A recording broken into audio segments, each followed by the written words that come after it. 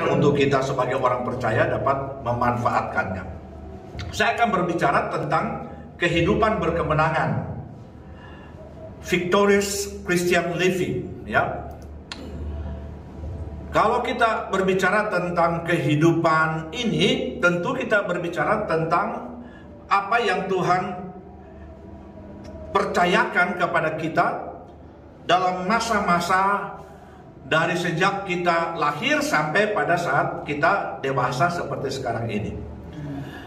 Nah, kalau kita menyadari bahwa kehidupan ini merupakan sesuatu yang penting, maka tentu saja kita harus mencoba untuk dapat mengatur, memanage kehidupan itu dengan sebaik mungkin supaya itu bisa bermanfaat. Kehidupan ini itu banyak kali dikalahkan oleh berbagai situasi dan kondisi. Seperti yang ada sekarang ini, itu merupakan hal-hal yang perlu kita cari cara untuk kita bisa mengatasi, supaya hidup kita itu bisa menjadi berarti dan kemudian bisa berlanjut. Yakobus dalam Yakobus 4 ayat 14 pada bagian B ada sebuah pertanyaan. Apakah arti hidupmu? Jadi karena waktu kehidupan itu dilihat tidak terlalu panjang, bahkan dinyatakan sangat singkat, maka perlu kehidupan yang diizinkan oleh Tuhan untuk kita bisa jalani itu mempunyai arti, mempunyai manfaat, baik untuk diri kita, untuk keluarga kita, juga bagi orang lain. Banyak orang mencoba melihat kehidupan ini dengan berbagai aspek, dengan berbagai gambaran atau pandangan. Yang paling banyak orang melihat kehidupan ini seperti roda, ya. Mereka mencoba untuk merenungkan kehidupan itu bagaikan roda. Mereka akan senang sekali pada saat-saat seperti roda itu dia ada di atas, terputar ke atas. Dia akan merasa bangga dengan kehidupan. Tetapi dia akan merasa terpuruk dan merasa susah kalau seolah-olah dia berada di bawah. Kalau dia dalam keadaan krisis, dalam keadaan bangkrut, dalam keadaan segala sesuatu seperti hilang. Jadi kita lihat dan kemudian kalau mereka beranggapan bahwa kehidupan itu seperti roda, maka mereka akan terjebak kepada suatu pemahaman bahwa kehidupan itu diatur oleh nasib. Bahwa kalau memang kita dalam kondisi begini, ya memang nasib kita begitu. Maka berserahlah kepada nasib. Padahal sebenarnya Tuhan mempunyai sesuatu yang sangat penting, bahwa kehidupan orang-orang percaya, kehidupan gereja itu tidak akan tergantung pada nasib. Itu akan tergantung kepada bagaimana kepercayaan kita itu kita bangun, bagaimana kehidupan kita itu terkonstruksi dengan benar, bagaimana kehidupan iman itu dapat mengantar kehidupan ini dari satu tahap ke tahap berikut yang lain sampai kita mencapai satu kehidupan yang luar biasa, satu kehidupan yang berkemenangan. Memang pada umumnya kita sebagai manusia itu menyadari tentang kita atau manusia itu terbagi dari 3 bagian. Ada tubuh, ada jiwa, ada roh. Ya, itu semua orang tahu, itu ada tubuh, ada jiwa, ada roh, dan masing-masing itu mempunyai fungsi yang harus saling berkaitan satu sama lain. Kalau kita berbicara tentang roh, kita berbicara tentang suatu bagian yang dimana hubungan dengan Tuhan itu bisa tercapai atau bisa terrealisasi dengan roh, ya. Dan biasanya bagian roh itu dianggap sebagai hati kita. Jadi hati kita itu pada dasarnya itu bersih. Cuma kemudian kita mengalami berbagai banyak hal yang ada di lingkungan dan di sekitar kita. Dan pada umumnya hal-hal yang terjadi di luar kita itu diserap oleh jiwa, ya, oleh jiwa. Nah, pada jiwa itu ada pikiran, ada perasaan, dan kehendak. Ada banyak orang beranggapan bahwa pada jiwa itu yang paling berperan itu adalah mental dan emosi. Jadi mental dan emosi itu yang menangkap berbagai isu, informasi, berbagai hal yang dari luar. Ada yang bisa dikelola, dicerna, dan ada yang kemudian dianggap sebagai sesuatu yang sangat menekan kehidupan, atau kita mengalami intimidasi di sana. Yang paling berpengaruh atau mempengaruhi kondisi kehidupan manusia dari godaan dunia dan berbagai hal yang datang silih berganti dalam kehidupan kita itu adalah mental dan emosi. Jadi itu yang akan sangat menentukan bagaimana kita bersikap, bagaimana attitude kita itu bisa benar-benar dapat mengantar kehidupan kita itu untuk mencapai kemenangan seperti yang Tuhan inginkan. Nah, kalau informasi negatif itu kemudian begitu masif, itu menerpa pikiran pada hidup kita, yang kita tak dapat tiada harus menerimanya. Kita bisa melihat, kita bisa mendengar dan sebagainya. Apalagi yang berkaitan dengan situasi sekarang, pandemi COVID-19. Itu informasi itu secara masif, secara luar biasa, terus menerus yang datang. Kita melihat televisi, itu juga yang dibahas. Kita datang kepada teman-teman, itu juga yang dibahas. Dan kemudian kita membuka media, yang medsos, itu juga yang kita baca. Dan pada umumnya yang kita lihat dan kita baca, yang kita dengar, selalu adalah hal-hal yang negatif, yang sangat menakutkan. Memang kalau kita berbicara tentang berita, ya, para wartawan, ya, para pelaku berita itu memang mereka beranggapan begini, ya, berita yang terbaik itu adalah berita terburuk. Jadi kalau mereka mendapat berita yang terburuk, ada 50 orang meninggal sekaligus karena COVID, itu menjadi satu berita yang sangat hangat dan akan membuat media mereka itu akan laku. Nah, karena itu menjadi sesuatu yang sangat luar biasa. Pada hari-hari ini kita kemudian mendengar sudah 2 jutaan dan sebagainya. Jadi informasi tentang COVID yang terbanyak itu adalah hal-hal negatif. Dan itu membuat jiwa kita, mental dan jiwa kita itu dan emosi kita itu terintimidasi. Ya, kita terintimidasi. Dan kemudian kalau kita memperhatikan, kehidupan kita itu bisa menjadi goncang. Dan karena itu terus menerus kita alami, kita terima, maka akhirnya kita percaya bahwa kita sudah terperangkap pada suatu kondisi yang sangat buruk dan kita tidak bisa berbuat apa-apa. Terserah saja, bagaikan roda berarti kita ada di bawah. Bahwa memang sudah begini nasibnya, untuk bagaimanalah. Sebab kiri kanan kita mendapat berita tentang teman-teman kita yang tiba-tiba sudah mangkat beradu dan sebagainya, sudah hilang, dan itu adalah hal-hal yang membuat kita sepertinya tidak lagi memiliki satu semangat hidup yang benar. Pernyataan mayoritas itu kemudian dianggap sebagai sebuah kebenaran, bahwa memang kita sudah hidup di dunia di mana situasinya seperti ini. Maka kemudian untuk mengatasi situasi ini dengan benar, maka perlu kita mengambil satu sikap.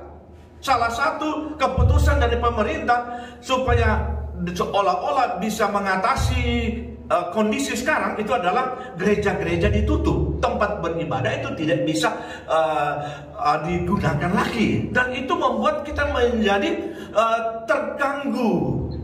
Bagaimana? Berapa lama kita tidak akan beribadah lagi? Berapa lama kita tidak akan bersekutu lagi seperti yang biasanya kita laksanakan? Dan itu adalah hal-hal yang bisa membuat kita menjadi mundur dari konstruksi iman kita. Tadi kita lihat bahwa seluruh informasi berkata tidak boleh lakukan ini.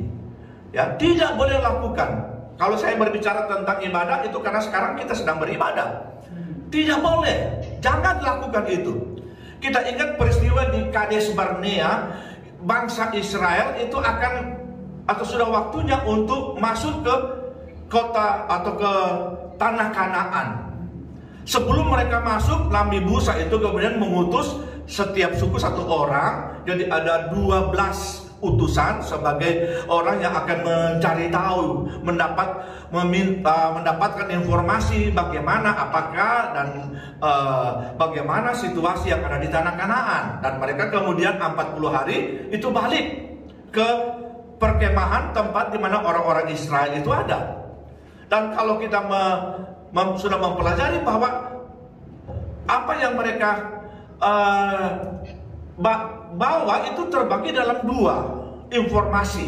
Yang satu informasi dari 10 pengintai yang sifatnya negatif, artinya bahwa segala sesuatu itu baik, benar, itu adalah negara kaya atau tempat yang sangat berlimpah-limpah air susu dan madu dan sebagainya. Tetapi hal negatif yang kemudian mereka katakan bahwa mereka di sana itu orang-orang enak yang besar-besar lembaganya dan mereka menjadi bala tentara yang kuat. Sedangkan kita ini sebagai orang-orang yang dalam perjalanan, orang-orang yang tidak cakap berperang. Jadi kalau dibandingkan antara kita dengan mereka, jadi 10 pengintai ini bilang itu sama seperti mereka itu raksasa dan kita ini adalah belalang. Jadi keadaan itu membuat rakyat atau orang-orang Israel ciut nyalinya. 2 pengintai yaitu Yosua dan Kaleb berusaha untuk meyakinkan mereka memang ada bala tentara yang hebat, kota berkubu di sana dan sebagainya. Tetapi kita bisa memenangkan pertarungan atau kita bisa menduduki dan menguasai tanah itu. Tapi kalau kita lihat bahwa yang mayoritas itu berhasil mempengaruhi seluruh hati dari orang-orang Israel yang sekian juta banyaknya. Ini 2 orang ini tidak mampu. Dan ini yang saya ingin katakan, bahwa kalau kita bersama dengan Tuhan, walaupun jumlahnya sedikit, kita pasti menang dan kita pasti berhasil. Semua orang boleh berkata bahwa tidak mungkin lagi sekarang kita bisa menang, kita bisa memenangkan jiwa, kita masih bisa melayani. Ya, orang berkata dan kemudian semua menjadi tidak lagi mampu untuk melakukan apa yang benar. Tetapi kalau kita bersama dengan Tuhan seperti Yosua dan Kaleb, mereka bilang kita pasti dapat memasuki tanah perjanjian dan kita akan menang. Amin. Dan itu kalau kita perhatikan pada zaman gereja mula-mula, ya, pada zaman gereja mula-mula, gereja mula-mula juga mengalami tekanan-tekanan yang besar pada waktu gereja itu sudah mulai bertumbuh dan berkembang, ya. Dan pada memasuki tahun-tahun menjelang tahun ya 50 sampai 100, gereja itu kemudian mengalami intimidasi dan tekanan dari kekaisaran Romawi. Yang pertama mengambil sikap itu adalah Kaisar Nero, yang kemudian memerintahkan tentara-tentaranya, orang-orangnya untuk menutup tempat-tempat ibadah, ya, menutup tempat ibadah supaya kekristenan itu jangan sampai terus berkembang. Nama Tuhan Yesus Kristus supaya tidak lagi disebut-sebut. Kerajaan Allah itu seperti kemudian tidak bisa sesungguhnya dapat mendatangkan berkat bagi banyak orang. Dan tekanan, intimidasi, bahkan aniaya itu begitu luar biasa harus mereka alami. Dan itu adalah satu cara dari kuasa kegelapan yang mempengaruhi pemimpin pada waktu itu Kaisar Nero dan kaisar-kaisar selanjutnya untuk menjauhkan orang-orang percaya dari Kristus Tuhan, dari ibadah-ibadah. Ya, ibadah itu dilarang. Tapi orang-orang percaya pada waktu itu mencari cara bagaimana mereka supaya bisa bersekutu dan beribadah. Kalau dulu itu memang belum ada media seperti sekarang. Tetapi ada satu tempat yang kemudian diketahui oleh orang-orang percaya pada waktu itu, yang tidak bisa didatangi atau biasanya tidak didatangi oleh tentara-tentara Romawi atau orang-orang yang mencoba untuk melarang mereka bersekutu. Itu adalah katakombe. Itu ruang bawah tanah yang pada masa itu sebenarnya itu adalah kuburan. Nah, tempat itu yang sebenarnya dijauhi oleh para tentara. Mereka pikir itu kuburan, itu apa, mau ke situ. Tetapi orang-orang percaya kemudian menjadikan tempat itu menjadi tempat mereka bisa bersekutu dan beribadah. Ya, sementara mereka dikejar-kejar di atas, di bawah tanah, di katakombe itu ada persekutuan umat Tuhan. Dan sewaktu-waktu pada jam-jam tertentu mereka datang. Dan itu berlangsung dari abad yang pertama sampai abad keempat. Memasuki abad. Dan itu adalah suatu periode waktu yang sangat lama. Mereka tidak bisa beribadah. Tentang katakombe itu adalah pekuburan yang digunakan seperti biasa oleh orang-orang tertentu yang ada di Kekaisaran Romawi. Ya, kuburan katakombe itu kemudian oleh orang-orang percaya itu dibuat lebih luas lokasinya. Mereka membuat lorong yang panjang. Orang-orang yang meninggal itu kemudian itu dikuburkan pada dinding-dinding dari lorong-lorong itu. Dan lorong-lorong yang lebar itu menjadi tempat orang-orang percaya untuk bersekutu dan memuji dan memuliakan Tuhan.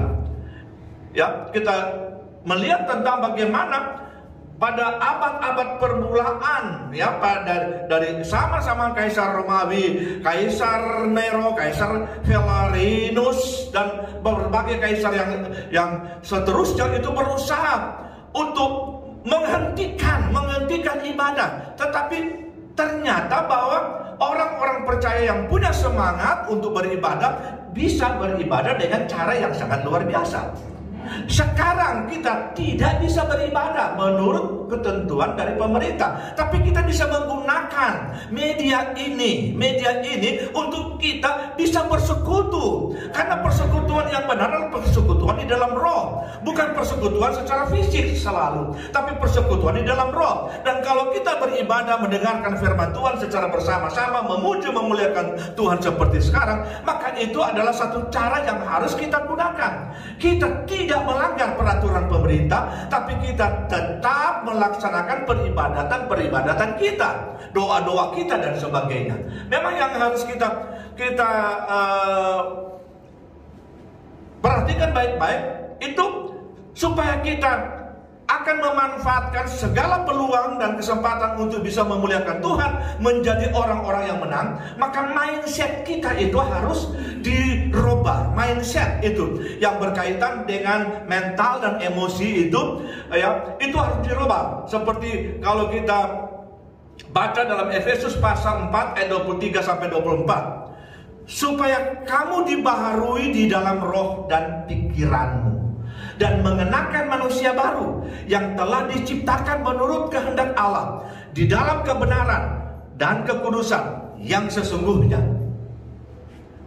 Supaya kamu dibaharui dalam roh dan pikiranmu. Ini Rasul Paulus sampaikan. Dia ada di penjara di Roma. Ya. Dan sekarang kondisi-kondisi yang sangat berat itu harus dialami oleh orang-orang percaya di luar. Dan dia ingin supaya mereka jangan sampai menjadi patah semangat dan tidak akan berbuat sesuatu yang benar karena tekanan-tekanan itu. Bagaimana supaya mereka bisa secara terus-menerus memiliki perspektif, memiliki segala pandangan yang benar ke depan. Disebutkan bahwa yang harus kita lakukan adalah dibaharui dalam roh dan pikiran. Dalam bahasa Inggris itu ditulis to be renewed in your mental attitude. Sikap mental kita dibaharui sesuai dengan kehendak Allah, sesuai dengan firman Tuhan, maka kita akan mengalami pengalaman baru, di mana akhirnya mindset kita yang dirubah, itu kemudian kita memiliki paradigma baru dalam kehidupan iman kita. Ya, kita memiliki paradigma baru, persepsi tentang kebenaran kita miliki secara benar. Persepsi tentang tidak bisa beribadah itu kita kemudian bisa mengatur dan menata dengan benar, dan walaupun tidak berada di dalam gedung gereja sebagaimana biasa, tapi peribadatan itu dapat kita laksanakan seperti yang kita laksanakan pada siang hari ini, itu dengan media yang tersedia, sehingga perspektif kita tentang kehidupan iman itu akan terus berkembang. Karena kita harus tahu bahwa kehidupan kita di atas bumi sebagai warga gereja, sebagai hamba-hamba Tuhan, itu sebenarnya bukan satu komunitas yang biasa, tetapi kita itu adalah komunitas kerajaan, komunitas di mana Yesus Kristus sebagai kepala gereja, dia adalah raja, dan kita adalah warga kerajaan Allah. Haleluya. Tuhan Yesus pada waktu mengajar berdoa dalam Matius 6 ayat 10, dalam bagian itu Tuhan Yesus berkata begini, kalau kita berdoa begini, datanglah kerajaanmu, jadilah kehendakmu di bumi seperti di surga. Jadi perhimpunan dan persekutuan yang kita sedang kerjakan itu adalah satu perhimpunan dan persekutuan seperti di surga seharusnya. Jadi ini tidak bisa dihentikan. Agar supaya orang bisa menikmati suasana surgawi, maka laksanakanlah apa yang benar, supaya kerajaan Allah itu bisa dapat dinikmati oleh kita yang ada di atas muka bumi. Ya, Injil kerajaan Allah itu membentuk jati diri kita. Injil kerajaan Allah itu akan membentuk jati diri kita di dalam Kristus. Karena kita tahu apa yang kita laksanakan ini, itu adalah suatu pola yang memang ada di hati Allah, ada dalam rencana Allah. Jadi ibadah dan persekutuan itu adalah sesuatu yang tidak bisa dihentikan. Caranya mungkin bisa berubah seperti sekarang, tidak di dalam gereja, tapi kita laksanakan di dalam ibadah online seperti ini. Ini tidak bisa dihentikan. Maka itu saya selalu berjuang untuk terus kita berdoa, walaupun harus menggunakan media, kita berbakti dan bersekutu pada jam-jam ibadah yang kita sepakati, dan seperti sekarang ini itu kita lakukan. Itu kemudian Rasul Paulus berkata begini dalam Roma pasal 1 ayat 16 sampai 17. Sebab aku mempunyai keyakinan yang kokoh dalam Injil, karena Injil adalah kekuatan Allah yang menyelamatkan setiap orang percaya. Pertama-tama orang Yahudi, tetapi juga orang Yunani. Sebab di dalamnya nyata kebenaran Allah yang bertolak dari iman dan memimpin kepada iman. Seperti ada tertulis, orang benar akan hidup oleh iman. Orang benar akan hidup oleh iman. Bagaimana kehidupan iman itu bisa berlangsung? Itu seperti yang kita lakukan. Kita sekarang ada mendengarkan firman Tuhan. Firman Tuhan yang kemudian membangkitkan iman dan memperkokoh iman kita. Jadi kalau kita tidak beribadah, iman kita itu akan mundur, akan susut, atau kemudian akan rusak, konstruksinya itu tidak beraturan lagi. Maka itu kita harus cari cara bagaimana supaya persekutuan kita secara bersama sebagai orang percaya, memuji menyembah Tuhan dan mendengarkan firman Tuhan itu dapat terus berlangsung. Ya. Dalam Kolose pasal 3 ayat 1 sampai 2. Karena itu kalau kamu dibangkitkan bersama dengan Kristus, carilah perkara yang di atas, di mana Kristus ada, duduk di sebelah kanan Allah. Pikirkanlah perkara yang di atas, bukan di bumi. Amen. Tadi saya sudah katakan tentang informasi negatif masif tentang COVID-19 itu begitu luar biasa, yang membuat orang menjadi kaget dan menjadi takut dan sebagainya. Dan itu menjadi pikiran dari kebanyakan kita. Bagaimana nanti ini? Ya, akhirnya kita tidak memikirkan perkara yang di atas. Yang kita pikir adalah perkara yang di bumi yang terjadi sekarang. Memang betul, kita melihat kiri kanan, kita mendengar terus menerus, kita membaca berita-berita, sehingga yang kemudian itu dia menarik pikiran kita yang tadinya di atas itu kemudian tertuju pada bumi. Nah, ini akan membuat kita sebagai orang-orang yang kalah. Kita tidak mungkin akan menang. Jadi walaupun memang kita harus mendapat informasi seperti itu, berapa banyak yang sudah tewas, berapa banyak saudara yang meninggal, teman-teman kita, tapi mari kita mengangkat pandangan kita ke atas, ke depan, kepada apa yang direncanakan oleh Tuhan. Segala sesuatu yang terjadi dalam hidup ini itu mempunyai maksud dan tujuan yang baik. Walaupun kondisinya buruk, seperti banyak kali saya katakan, kalau kita ada pada waktu malam pekat, gelap sekali, jam 12 malam, gelap, apabila tidak ada lampu maka semua gelap. Tetapi kegelapan itu tidak akan menghentikan fajar yang merekah beberapa waktu yang akan datang. Jadi kalau kita mengalami kondisi seperti ini, mari kita memiliki satu perspektif yang benar ke depan. Perspektif dalam Alkitab, dalam firman Tuhan yang berkata bahwa kita ini adalah orang-orang yang menang. Kita ini akan kemudian mengalami pengalaman-pengalaman yang telah ditetapkan oleh Tuhan untuk kita. Ya. Juga dalam Kolose 2:15 kita harus tahu, dalam Kolose 2:15 sebagai sebuah kerajaan, ya, sebuah kerajaan. Maka biasanya kerajaan itu melakukan terobosan-terobosan, peperangan-peperangan dan mengalahkan kerajaan-kerajaan yang lain atau musuh-musuh. Dan ada satu gambaran yang Rasul Paulus inginkan supaya kita pahami betul. Dia berkata begini, ia telah melucuti pemerintah-pemerintah dan penguasa-penguasa dan menjadikan mereka tontonan umum dalam kemenangannya atas mereka.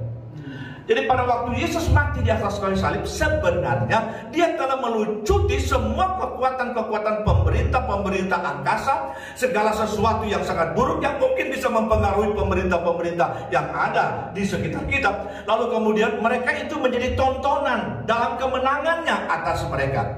Jadi ini adalah suatu konsep berpikir Rasul Paulus tentang kebiasaan dalam Imperium Romawi pada waktu itu, ya. Dalam kekaisaran Romawi, kekaisaran ini selalu berusaha untuk menaklukkan kerajaan-kerajaan kecil yang ada di berbagai tempat. Kalau mereka telah berhasil menaklukkan kerajaan yang di satu tempat, maka para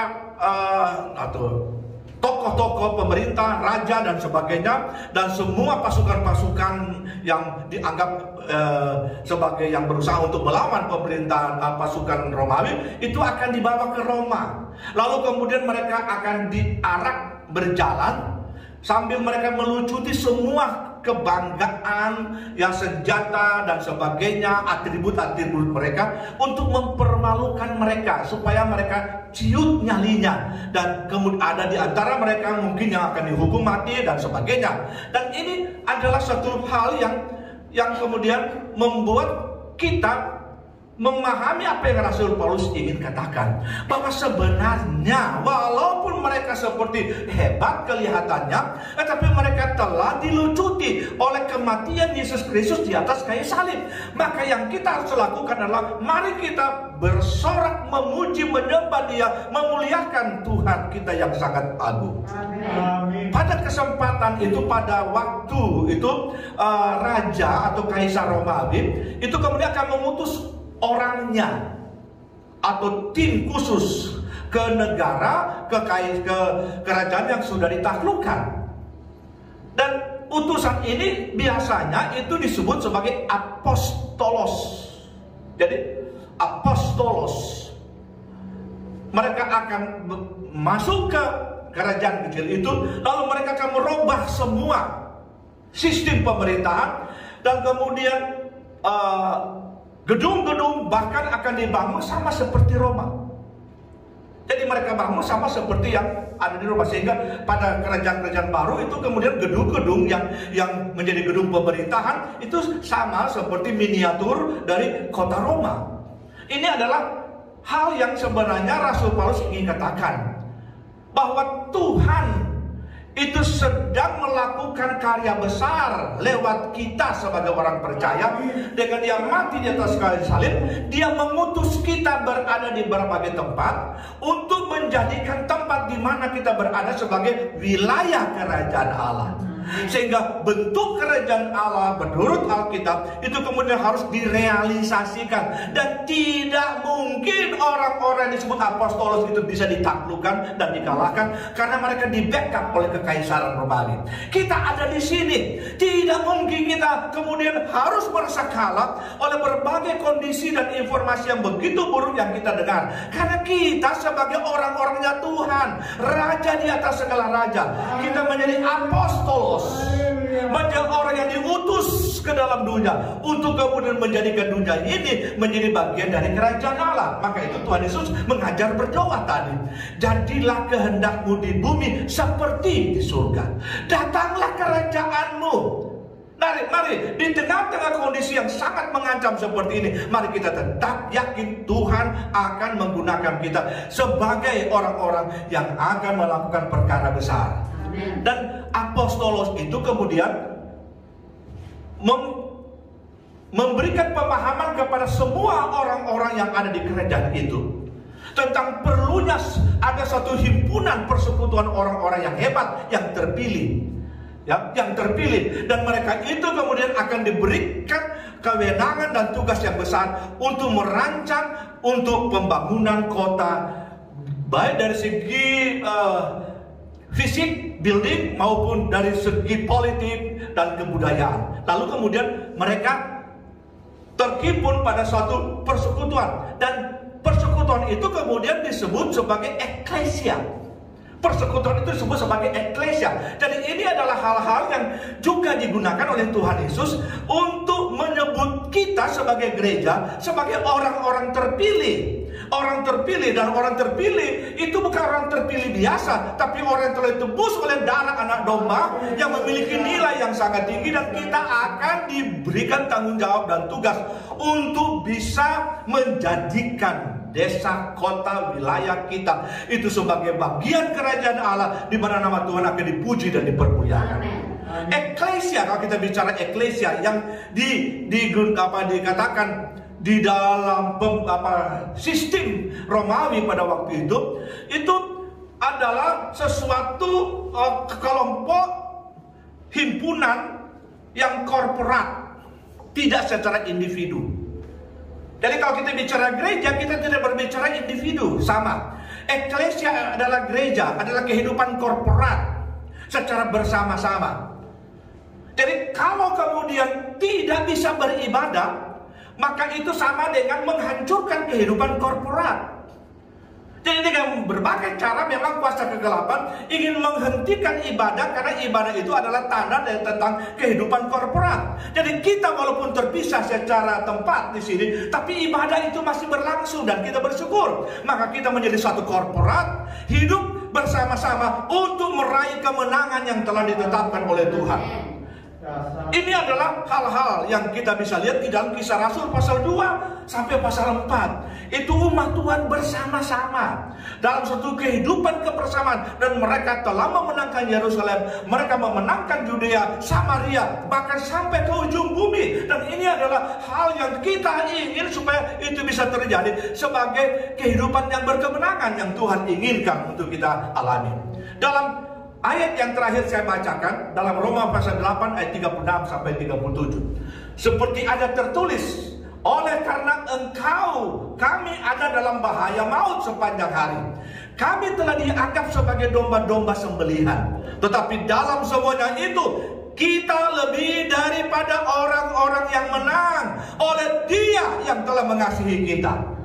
Rasul Paulus berkata kepada orang-orang Romawi yang ada di Roma, orang-orang percaya, memang kita kadangkala harus menjalani kehidupan yang sangat sulit dalam kehidupan ini, tetapi kita jangan sampai merasa kalah, sebab Tuhan bersama-sama dengan kita.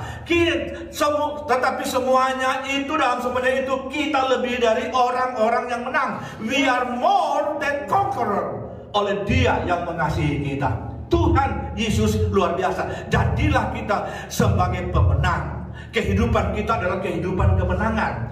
Ya, kehidupan kita adalah kehidupan kemenangan karena Kristus Tuhan. Bukan karena kita hebat, tapi karena Kristus Tuhan bersama-sama dengan kita. Mari kita berdoa. Tuhan, kami bersyukur karena Engkau telah menyatakan kasih dan kehendak-Mu dalam kehidupan kami. Kami bersyukur kalau kami bisa beribadah pada saat ini. Di saat-saat di mana larangan beribadah itu begitu gencar dan orang menjadi tidak berdaya dalam kehidupannya, tetapi kami tetap beribadah. Kami akan membangun satu kehidupan korporat sebagai gereja, walaupun terpisah dari gedung dan kepada gedung, terpisah jarak dan sebagainya. Kami dapat membangun untuk kehidupan kebersamaan. Tetap iman kami akan tertuju kepada Tuhan. Kami tidak akan melihat kepada apa yang ada di bumi, kepada apa yang terjadi sekarang, tapi kami melihat kepada rencana Allah yang besar untuk kehidupan kami mencapai kemenangan yang gila gemilang. Kami mengucap syukur Tuhan dalam nama Tuhan Yesus Kristus. Haleluya. Amin.